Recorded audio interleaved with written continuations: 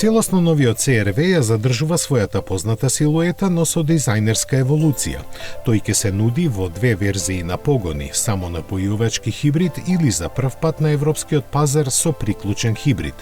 Затоа за секоја изведба има сопствен дизајнерски отисок изразен преку засебен изглед на предната маска. Тенките предни светла се комбинираат со новите препознатливи дневни светла за да генерираат силно визуелно присуство, додека одзади комбинацијата на вертикално стоп светло и трепкачи е паметна еволуција на препознатливиот дизајн на CR-V. Зголемени се стаклените површини, што нуди извонредна надворешна видливост за сите патници. Еволутивниот дизајн го маскира зголемувањето на димензиите. CR-V е поширок, подолг и повисок од претходникот.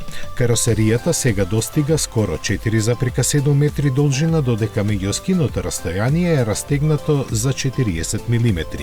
Ова резултира со многу повеќе простор во кабината и во багажникот. CR-V е првиот модел што е опремен со Honda Sensing 360. Како што тврди производителот, системот пружа безбедност и помош за возачот водечка во класата, отстранувајќи ги мртвите точки околу возилото и дополнително придонесува за избегнување судир.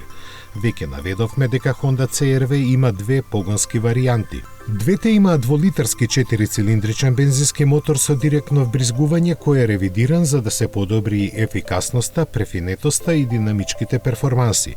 Само напојувачкиот хибрид е превземен од Civic со вкупна моќност од околу 150 киловати. Литиум-ионската батерија со густа моќност и два компактни лесни електрични мотори се комбинираат со бензински мотор за безпрекорно да се префрлат помеѓу трите режими на работа: потполно електричен, хибриден или само на бензин.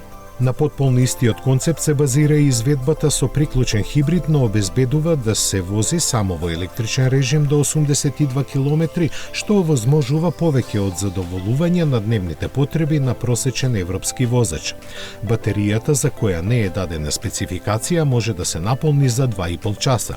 Honda само го представи новиот CR-V, а неговата продажба на стариот континент треба да започне во задниот квартал на годинава, кога ќе бидат познати цените и деталните технички спецификации.